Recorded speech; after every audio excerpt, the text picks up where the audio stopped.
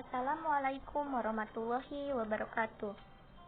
Sebelumnya izin perkenalkan terlebih dahulu, nama saya Nisri Padilla dengan NPM 181063105026, kelas 6A, Prodi Pendidikan Matematika, dengan materi karakteristik dan strategi inovasi pendidikan. Di sini saya akan menjawab pertanyaan tentang materi karakteristik dan strategi inovasi pendidikan. Berikut pertanyaan dan jawabannya.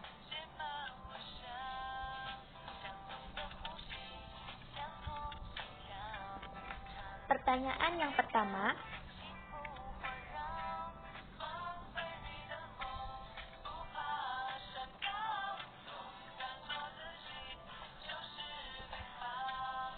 bagaimana cara strategi pendidikan dapat dilaksanakan secara efektif? Jawabannya, yang pertama, strategi pendidikan akan dapat digunakan secara tepat dalam kondisi dan situasi sebagai berikut. Apabila perubahan sosial yang diinginkan tidak harus terjadi dalam waktu yang singkat atau tidak ingin segera cepat berubah. Dan apabila sasaran perubahan atau klien belum memiliki keterampilan atau pengetahuan tertentu yang diperlukan untuk melaksanakan program perubahan sosial. Poin yang kedua, strategi pendidikan untuk melaksanakan program perubahan akan efektif jika digunakan untuk menanamkan prinsip-prinsip yang perlu dikuasai untuk digunakan sebagai dasar tindakan selanjutnya sesuai dengan tujuan perubahan sosial yang akan dicapai, dan disertai dengan keterlibatan berbagai pihak, misalnya dengan adanya sumbangan dana, donatur, serta berbagai tunjangan yang lain. Kemudian, poin yang ketiga, ada strategi pendidikan yang kurang efektif jika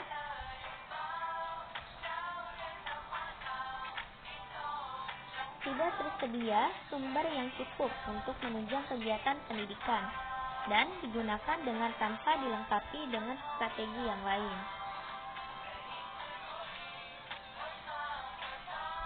Kemudian, pertanyaan yang kedua,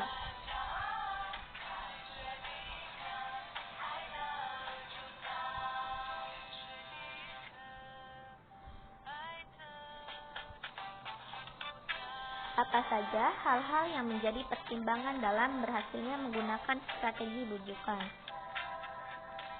Jawabannya,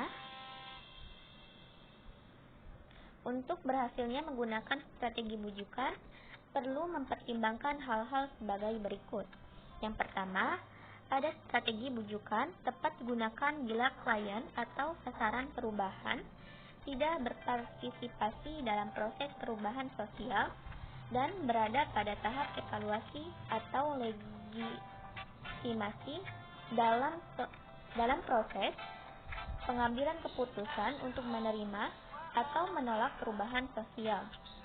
Kedua, pada strategi bujukan tepat digunakan jika masalah dianggap kurang penting atau jika acara pemecahan masalah kurang efektif, dan pelaksanaan program perubahan tidak memiliki alat kontrol serta secara langsung terhadap klien.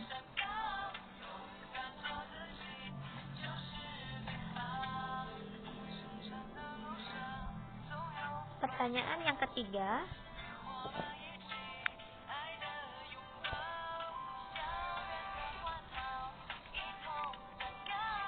apakah ada hubungan antara satu karakteristik dengan yang lainnya?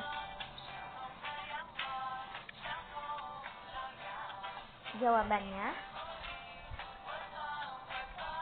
ya, karena cepat lambatnya penerimaan inovasi masyarakat luas dipengaruhi oleh karakteristik inovasi itu sendiri. Misalnya,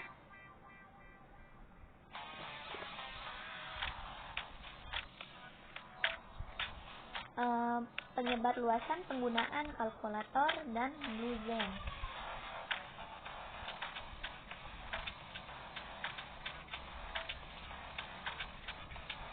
Selanjutnya pertanyaan yang keempat.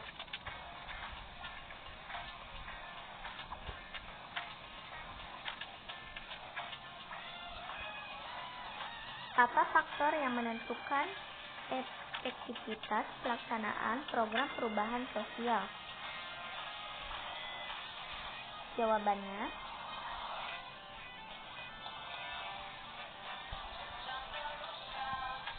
salah satu faktor yang ikut menentukan efektivitas program perubahan sosial adalah ketepatan penggunaan strategi. Jika pelaksanaan program perubahan sosial dapat memahami berbagai macam strategi, tergantung pada kitanya yang pandai untuk dapat memilih dalam menentukan strategi mana yang lebih diutamakan atau dicapai suatu tujuan perubahan sosial.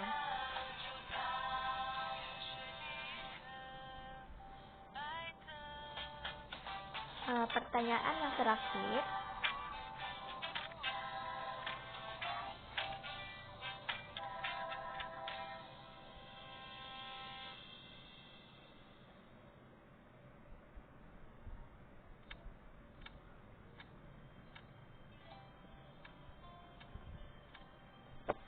Karakteristik inovasi dapat mempengaruhi cepat atau lambatnya penerimaan inovasi. Menurut Everett M.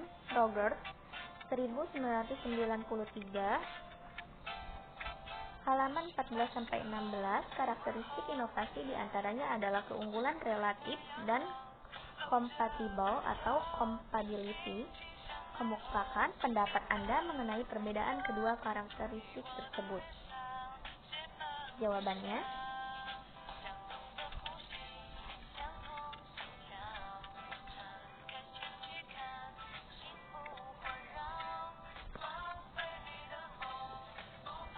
keunggulan relatif yaitu sejauh mana inovasi dianggap menguntungkan bagi materinya.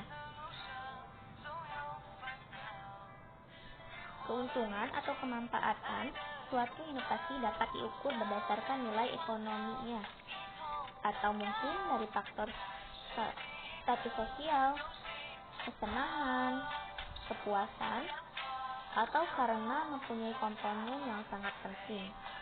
Sedangkan compatible atau compatibility ialah tingkat kesesuaian inovasi dengan nilai pengalaman lalu dan kebutuhan dari penerima. Misalnya, menyebarluaskan penggunaan alat kontrasepsi di masyarakat yang yakin agamanya melarang penggunaan alat tersebut, maka tertentu saja menyebar inovasi akan terhambat.